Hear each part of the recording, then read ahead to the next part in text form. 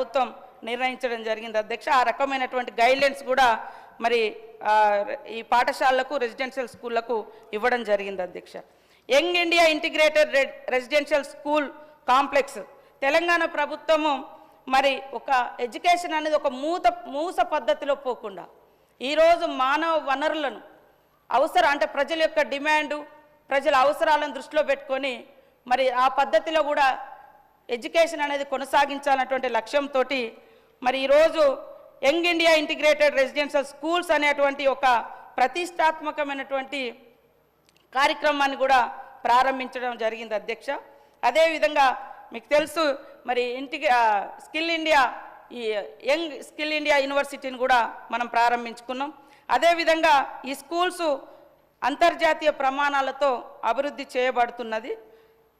చేయబడుతున్న ఏకైక సంపూర్ణ కాంప్లెక్స్లో వివిధ సొసైటీల కింద నిర్వహించబడుతున్న రెసిడెన్షియల్ పాఠశాలలను సమ్మిళితం చేయడానికి ప్రయత్నిస్తున్న ఒక ప్రతిష్టాత్మకమైనటువంటి దూరదృష్టితో కూడుకున్నది అధ్యక్ష. తెలంగాణ ప్రభుత్వం 24-25లో మరి ఈ సంవత్సరంలో 54 యంగ్ ఇండియా ఇంటిగ్రేటెడ్ రెసిడెన్షియల్ పాఠశాలను మంజూరు చేయడం జరిగింది. ఆ పాఠశాలల నిర్మాణం కోసం 2500 కోట్లను కూడా మరి మన ప్రభుత్వం ఆల్రెడీ కేటాయించడం జరిగింది అధ్యక్ష. మరి ప్రభుత్వం వచ్చి రాగానే చాలా సమస్యలతో ఇబ్బంది పడుతున్నటువంటి స్కూళ్లను రిపేర్ చేయాలి, వాళ్లకు మౌలిక సదుపాయాలు కల్పించాలన్నటువంటి లక్ష్యంతో సీఎం రేవంత్ రెడ్డి గారు అమ్మ ఆదర్శ పాఠశాలను కూడా కమిటీలను కూడా ఏర్పాటు చేయడం జరిగింది. దాంట్లో ప్రధానంగా మహిళా గ్రూప్ సభ్యులతోటి ఆయా గ్రామాలలో ఉండేటువంటి పాఠశాల స్కూళ్ళల్లో అక్కడ లోకల్ ఎస్హెచ్సి గ్రూప్ మెంబర్స్ తోటి కమిటీస్ కూడా నిర్మించడం జరిగింది అధ్యక్ష.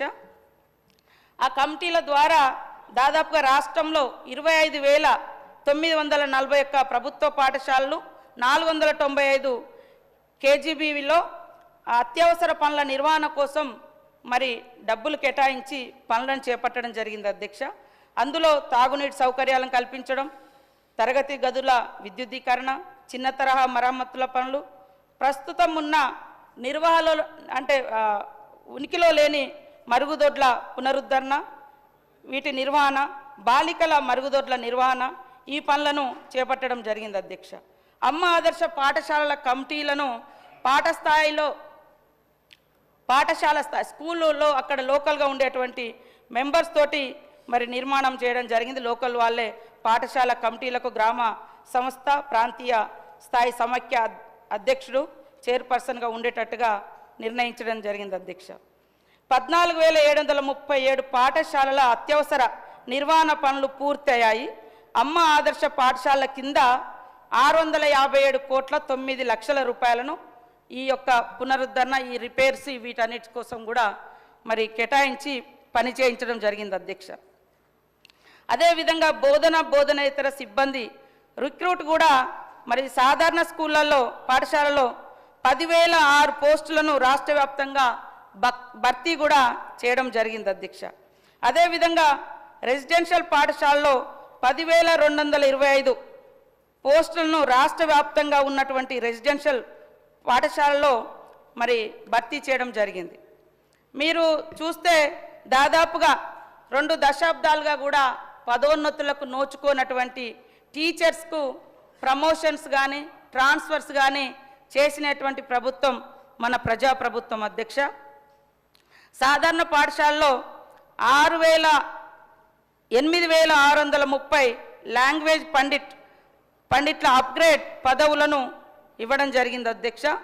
1,848 పీఈటీల అప్గ్రేడ్ పదవులతో పాటు 21,419 టీచర్లకు పదోన్నతులు కల్పించడం జరిగింది.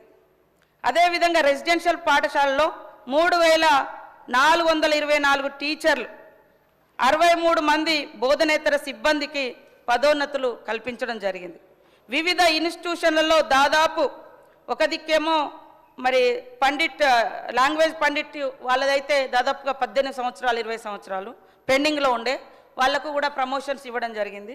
తర్వాత వివిధ ఇన్స్టిట్యూషన్లో ఇంకా మిగతా టీచర్స్కు 8 సంవత్సరాల తర్వాత మరి పదోన్నతులు కల్పించడం జరిగింది సార్. దీని మూలంగా వాళ్ళందరూ కూడా ఇంకా ఉత్సాహంగా పనిచేసి మానసికంగా మేము అవకాశం ఉన్నా కూడా మాకు ప్రమోషన్స్ రాలే, అవకాశాలు ఉన్నా కూడా మరి ఒకే చోట చాలా ఏళ్ళుగా పనిచేసినటువంటి వాళ్ళని కూడా కొంత ట్రాన్స్ఫర్స్ కూడా చేసి వాళ్ళ యొక్క ఆత్మస్థైర్యాన్ని అదేవిధంగా వాళ్ళలో ఒక ఉత్సాహాన్ని నింపడం కూడా జరిగింది అధ్యక్ష. మరి గత ప్రభుత్వం మేము చాలా మార్పులు తీసుకొచ్చినాం, చాలా గొప్పగా చేసినామని చెప్పారు. సరే, ఒకప్పుడు గ్రామాలలో విద్యుత్ అనేది చాలా తక్కువ ఉండేది కొన్ని ఏళ్ళ క్రితం. ఇప్పుడు మనం స్వతంత్రం వచ్చిన కొత్తలో మన దేశంలో 12% అక్షరాస్యత ఉండేది. ఇప్పుడు మనం పెంచుకుంటూ వచ్చినాం. అట్లనే స్కూళ్ళల్లో గత కొంతకాలంగా మారుతున్నటువంటి స్కూల్ ఎడ్యుకేషన్కి అనుగుణంగా కరెంటు కూడా మరి ఇవ్వలేనటువంటి పరిస్థితి.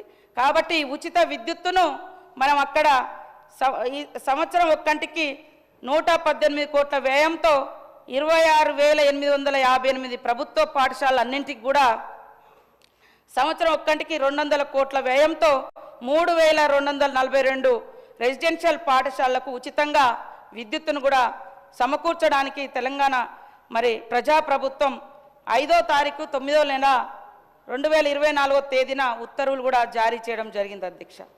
అన్ని పాఠశాలలో మరి ఫ్రీగా ఉచిత విద్యుత్తును అందించాలి, ఆ సౌకర్యాన్ని కూడా అన్ని పాఠశాలలో మరి కనెక్షన్స్ కూడా ఇవ్వాలని ఆదేశించడం జరిగింది అధ్యక్ష. మధ్యాహ్న భోజనం కూడా మరి కేంద్ర ప్రభుత్వం 60% ఇస్తే మన ప్రభుత్వం నుంచి 40 రాష్ట్ర ప్రభుత్వం వాటా 40% ఉంది అధ్యక్ష.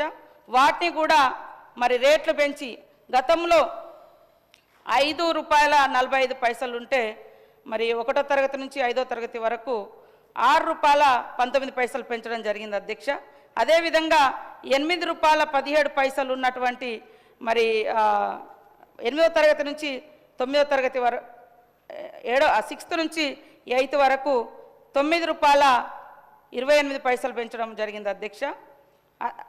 8 నుంచి ₹9.28 పెంచడం జరిగింది.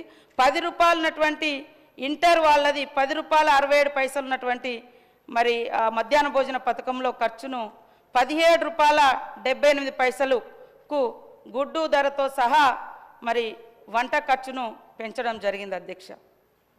అదేవిధంగా వచ్చి రాగానే మరి యూనిఫామ్ విషయంలో కూడా ప్రభుత్వం ఒక ఛాలెంజ్గా తీసుకొని మరి 1వ తరగతి నుంచి 10వ తరగతి వరకు ఉన్నటువంటి 21,19,439 మంది విద్యార్థులకు రెసిడెన్షియల్ పాఠశాలలో 9 లక్షల మంది విద్యార్థులకు ప్రభుత్వం 2 జతల యూనిఫారాలను అందించడం జరిగింది అధ్యక్ష. ముఖ్యంగా గతంలో కుట్టుగూలి ₹50 ఉండే, కానీ మధ్య దళారులు కూడా ఎంటర్ కాకుండా ఈ యొక్క కుట్టు పని కూడా మహిళా సంఘాలకు ఇచ్చి మహిళలను బలోపేతం చేయాలని ₹50 ఉన్నటువంటి మరి యూనిఫామ్ రేటును ₹75 కూడా మన ప్రభుత్వంలో సీఎం రేవంత్ రెడ్డి గారు పెంచడం జరిగింది అధ్యక్ష. తద్వారా 30,000 మంది సభ్యులకు లబ్ధి జరిగింది అధ్యక్ష. 30,000 మందికి ఇందులో లబ్ధి పొందడం జరిగింది. అదేవిధంగా మరి రాష్ట్రంలో ఫస్ట్ టైం స్కూళ్ళ నిర్వహణ, గతంలో చూస్తే స్కూళ్ళ నిర్వహణ గ్రామ పంచాయతీలకు ఒప్పజెప్పేది అధ్యక్ష. గ్రామ పంచాయతీలకు కూడా వాళ్ళ నిర్వహణ ఒక స్పెషల్ ఫండ్ అనేది లేకపోవడంతో నిర్వహణ అనేది అస్తవ్యస్తంగా ఉండే. సో ఇప్పుడు రాష్ట్రంలో మొట్టమొదటిసారి మరి అన్ని ప్రభుత్వ మరియు స్థానిక సంస్థ మోడల్ స్కూళ్ళకు కూడా 2024-25లో సంవత్సరంలో స్కూల్ ఫెసిలిటీ మెయింటెనెన్స్ గ్రాంట్ను మన ప్రభుత్వం మంజూరు చేసింది అధ్యక్ష. ఈ గ్రాంట్స్ ద్వారా మరుగుదొడ్లను శుభ్రపరచడం కానీ, మొక్కల పెంచడం కానీ, మొక్కలకు నీరు పోసుకోవడం కానీ, పాఠశాల ఆవరణను శుభ్రపరచుకోవడం కానీ, వాళ్ళకు లోకల్గా అంటే స్కూల్ ప్రెమిసెస్లో ఎలాంటి అవసరాలు ఉంటాయో సౌకర్యవంతంగా ఉండేందుకు నీట్నెస్ కోసం మరి విద్యార్థుల ప్రయోజనాల కోసం కూడా ఈ యొక్క గ్రాంట్ను మన ప్రభుత్వం కేటాయించడం జరిగింది అధ్యక్ష. పాఠశాల పారిశుద్ధ్య నిర్వహణ మెరుగుదల కోసం ప్రభుత్వం ఇప్పుడు 136 కోట్ల 10 లక్షల మొత్తాన్ని మంజూరు చేయడం జరిగింది. ఈ యొక్క డబ్బులను ఎస్ఎస్జి గ్రూపుల ద్వారానే, ఎందుకంటే అమ్మ ఆదర్శ పాఠశాలలు మనం పెట్టడం జరిగింది కాబట్టి వాళ్ళ బిడ్డలే అక్కడ చదువుకుంటారు. సో వాళ్ళకి ఇవ్వడం ద్వారా ఒక స్పెషల్ కేర్ కూడా తీసుకుంటారనే ఉద్దేశంతో ఈరోజు మన ప్రభుత్వము వారికి కేటాయించడం జరిగింది అధ్యక్ష.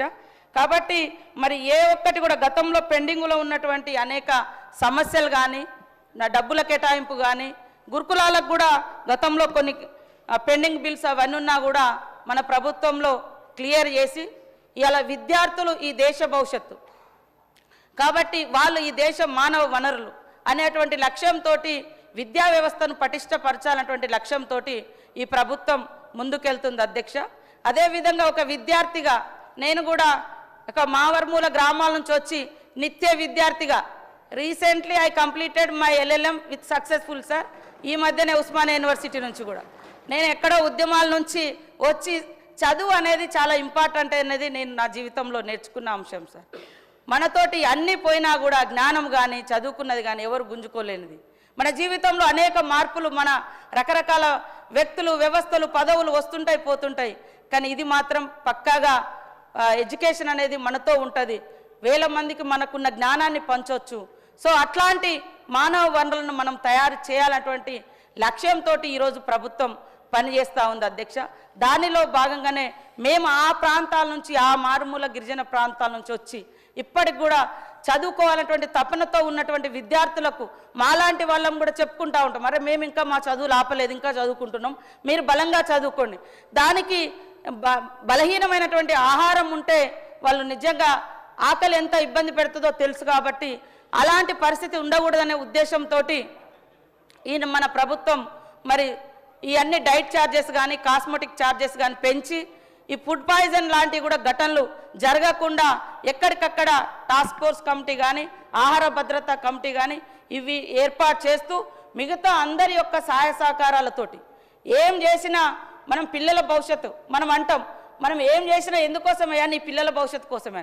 సో ఈ దేశ భవిష్యత్తు మన పిల్లల చేతిలో ఉంటుంది కాబట్టి ఈ పిల్లల్ని అద్భుతంగా రాణింప చేసేందుకు అధికార ప్రతిపక్షం అనే తేడా లేకుండా అందరం సమదృష్టితో సమన్వయంతో మన విద్యాలయాలను అదేవిధంగా మన విశ్వవిద్యాలయాలను అన్నింటిని కూడా సక్సెస్ఫుల్గా తీర్చిదిద్దే విధంగా అందరూ సహకరించాల్సిన అవసరం ఉందని తెలియజేస్తూ నాకు ఈ అవకాశం ఇచ్చిన మీకు ప్రత్యేక ధన్యవాదాలు. నమస్కారం.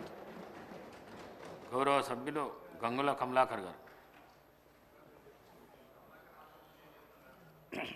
సార్ నమస్కారం సార్. స్పీకర్ సార్, చాలా సంతోషం సార్, నాకు ఒక అవకాశం ఇచ్చినందుకు కృతజ్ఞత తెలియజేసుకుంటూ గౌరవనీయులు మంత్రి గారు సీతక్క గారు దీని మీద మాట్లాడుతూ దయచేసి నేను ఒకటే రిక్వెస్ట్ చేసిన మీ ద్వారా మీ మీద మాట్లాడితే రాజకీయ కోణం ఆలోచించకండి, విమర్శగా భావించకండి, దయచేసి దాన్ని సూచనగా భావించుకొని సరిపడే విధంగా భావి తరానికి భవిష్యత్తు అందించే విధంగా చేయాలని చెప్పి మీ ద్వారా సభ్యులం కొడుతున్నాను. అధ్యక్ష సీతక్క గారు గౌరవ మంత్రి గారు మాట్లాడుతూ నెల్సన్ మండేలా కోడి చేశారు, సంతోషం. అంబేద్కర్ గారు కోడి చేశారు, చాలా సంతోషం. ఈరోజు వారు చెప్తూ డైట్ ఛార్జెస్ గురించి చెప్పారు, కాస్మెటిక్ ఛార్జీలు పెంచమని చెప్పారు, హెయిర్ కటింగ్ ఛార్జెస్ కూడా పెంచామని చెప్పారు, సంతోషం. కిచెన్ ప్లాట్ఫారంలు ఫ్లోరింగ్ అన్నీ పెంచారు. కానీ ఆ మంత్రి గారు మేము ఆశపడ్డాం, 15 రోజులు 15 సార్లు ఎలకలు కొరికిన మా బిడ్డ భవానీ గిట్టు గురించి చెప్తే కావచ్చని మేము ఆశపడ్డాం. ఖమ్మం జిల్లాలో 25 రోజులు వెంటిలేటర్ మీద ఉండి ఆసిఫాబాద్లో మా బిడ్డ గిరిజన బిడ్డ శైలజ చనిపోయిన దాని గురించి చెప్తారు కావచ్చని భావించాను. నిమ్స్లో ఇంకా తమరి జిల్లా నిమ్స్లో ఇప్పటికి కూడా ట్రీట్మెంట్ తీసుకుంది, ఈరోజు ట్రీట్మెంట్ తీసుకున్న నీలావతి గురించి మాట్లాడతారని భావించిన అధ్యక్ష. కానీ దేని గురించి కూడా మాట్లాడే పరిస్థితి లేదు. ఈరోజు మార్నింగ్ పేపర్లో వచ్చింది నిర్మల్లో సుమారు 60 మంది డయేరియాతో హాస్పిటల్ జాయిన్ అయ్యారు, దాని నుంచి మాట్లాడలేదు అధ్యక్ష. ఒకటి బాబాసాహెబ్ అంబేద్కర్ గారు చెప్పారు, అందరికీ విద్యను అందియాలి, ఈ సమాజంలో అందరుడంగా బాగుపడాలి, సంఖ్యాపరంగా ఉన్న కమిటీ అందరుడంగా విద్యను అందియాలని బాబాసాహెబ్ అంబేద్కర్ చెప్పారు అధ్యక్ష. కానీ ఒకటి మాత్రం చెప్పాం అధ్యక్ష, ఈ బీసీలను కానీ ఎస్సీలను కానీ ఎస్టీలను కానీ మైనార్టీలను కానీ ఇప్పుడు పుట్టారు ఈ భూమి మీద. ఈ భూమి పుట్టినప్పటి నుంచి కూడా మేమందరం ఉన్నాం అధ్యక్ష, మేమందరం ఉన్నాం. కానీ 2014 తెలంగాణ రాష్ట్రం ఏర్పడక ముందు కూడా ఉన్నాం మేము. కానీ అధ్యక్ష మాకు విద్యను అందించిర్రా? విద్యను అందించిండ్రా?